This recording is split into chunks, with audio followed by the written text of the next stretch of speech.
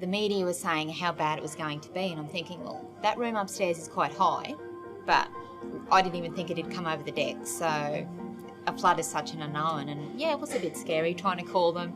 Couldn't get through because he'd be down here lifting something, and so then I'd call the instructor that stayed here with him and say, you just make sure he does nothing silly. You could see everything that was happening, everything that was floating by. Things from multi-million-dollar yachts just floating down the river, whole pontoons. We saw things like cows, water tanks, bins, so many bins. It's taken well over a year for me to print out the photographs and put them up, and not because people weren't interested in it, because it was fascinating to people, but it was too painful. It was too painful to remember those times and to think of your business being in such a mess.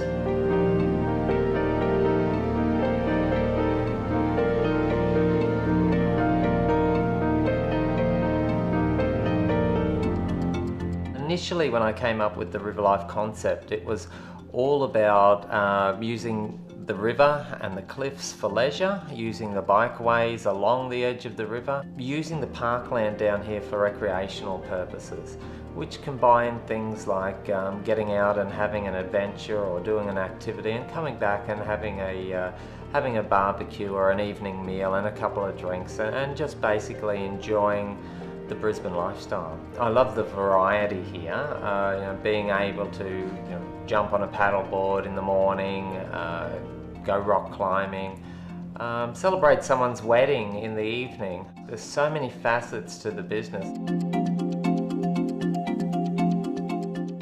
Being a small business, it's very, very difficult to be fully prepared for the worst case scenario. So what we did is we tried to do things bit by bit.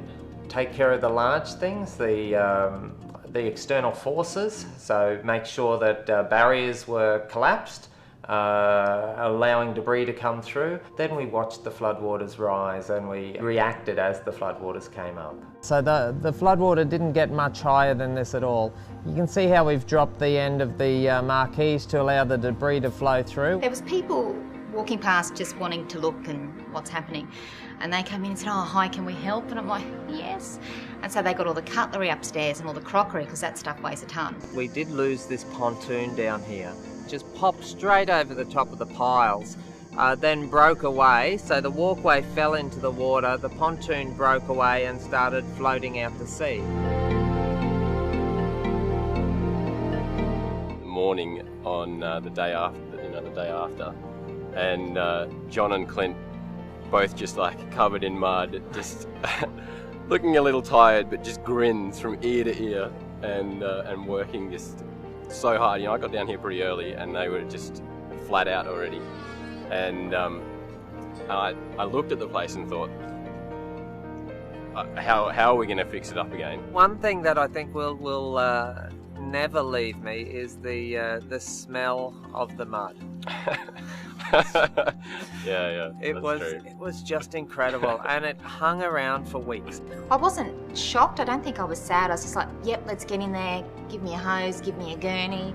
The kids and I just getting in there, people turning up, it was just so positive. People that might never have met before, and then you'd see them all day working together on different projects, and they'd move around the place. The flood cost us around about $100,000 all up. There was also loss in income, and that happened right throughout the summer. We do pay a lot of money in insurance each year, and we thought we were covered by our business interruption policy, but the insurance companies didn't pay us anything.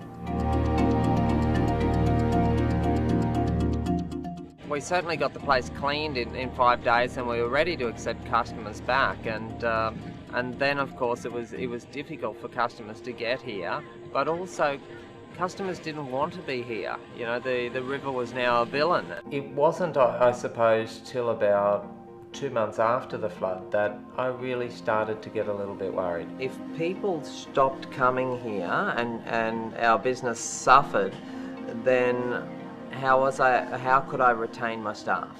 We got together as a team and started putting together strategies that would encourage people to come back down and taking up our offering again. We started a couple of smaller campaigns whereby we would give away free of charge adventures for people who were affected by the floods. We ended up putting together a wedding to the value of $56,000, and that wedding was given to a deserving couple who had lost everything in the floods. We thought in turn what that may do is it may show people that Riverlife was back in business, and if you wanted to, you could get married down here. We increased our budgets on marketing and we employed some new people with new ideas. And I suppose there was also a lot of media about at the time, so we used that as much as we possibly could. We used social media to our advantages, and we just started to communicate with people better. We stopped relying upon our own business to continue to go along and generate business for itself. We really had to go out there and do some new things. We did some rearranging of the facility itself. We've rebranded and relaunched a new logo, putting new signage up. When you have to take everything out of a building, you can go, wow, how are we going to put it all back in? It's probably stimulated a little bit of growth in our business because I'm now starting to use those same strategies that I engaged after the flood. I'm just now using them in business in general. It's given us the opportunity to look at things in a different way and look at how lucky we are and how resilient we can be. What we witnessed down here was people who had to jump over barriers and walk for 500 metres through mud just to get to us, just to help us out. And for me, that was a changing moment in my life. To see this generosity be given to me, my business, my staff, through their families, their friends, and through people who didn't even know us. It was amazing. It was amazing, something I'll never forget. I'll just absolutely never forget it for the rest of my life.